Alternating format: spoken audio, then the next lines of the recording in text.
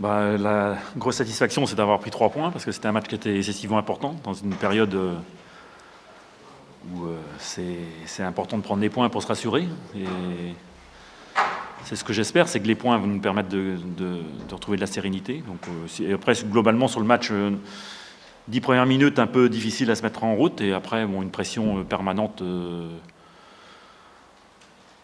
On a pratiquement joué tout le temps dans le camp dijonnais, donc face à une équipe de Dijon qui était valeureuse d'ailleurs, qui s'est battue jusqu'au bout. Mais je pense que la victoire ne se discute pas, sauf que il faut concrétiser les occasions. On a eu beaucoup de situations,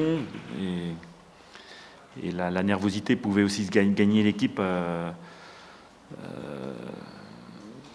quand on n'arrivait pas à concrétiser. Donc il fallait rester patient, et on est resté patient sans relâcher la pression. Et voilà, le problème, c'est que le score toujours étriqué ne nous permet pas d'avoir une gestion de la fin de match sereine.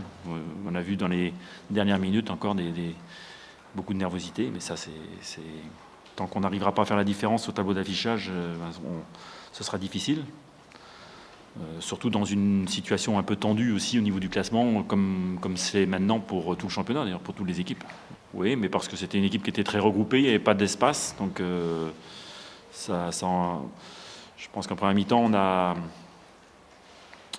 ce qu'on faisait un petit peu en début de saison, c'est-à-dire qu'on inverse les choses, c'est-à-dire c'est un peu lent c'est un peu précipité dans les premières relances, et après, quand il faut donner de l'accélération dans les 30 mètres, on jouait arrêté. Donc c'est ça qui a engendré quand même pas mal de déchets. Mais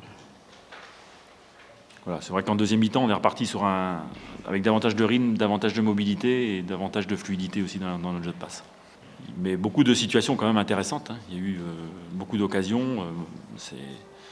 Alors peut-être pas net, mais des décalages qui existaient quand même. Donc après, on a pêché encore dans les centres, dans les derniers, dans les 30 mètres, et on n'a pas été très très juste dans nos actions. Mais bon, la pression qu'on a exercée à la fois dans la récupération du ballon avec un pressing haut, et puis dans la circulation du ballon sur cette équipe de Dijon, était quand même intéressante. On fera le point à la trêve, on va se rassurer maximum à la trêve, et puis après, ça ne veut pas dire qu'on n'a pas d'ambition. Et je pense que les ambitions, elles pourront se concrétiser que lorsqu'on sera dans un climat serein.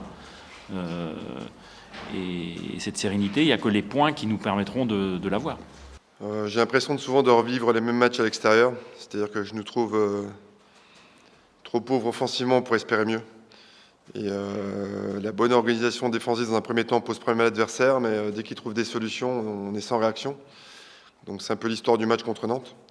Parce qu'on a plutôt leur posé des problèmes. En fin de première mi-temps, en début de deuxième, on a souffert. Et au moment où on aurait pu espérer une accalmie, c'est là où on prend le but. Et on est réapparu timidement sur la fin.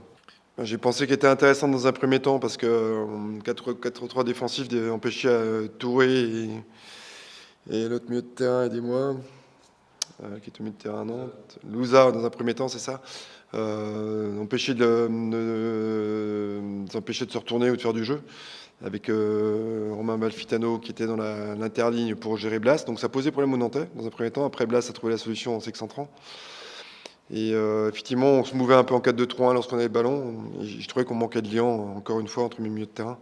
J'attends plus en termes d'apport technique. L'idée d'aligner ces 3 joueurs, c'était ça, d'avoir plus d'aisance technique sous pression. Et on a trop peu eu.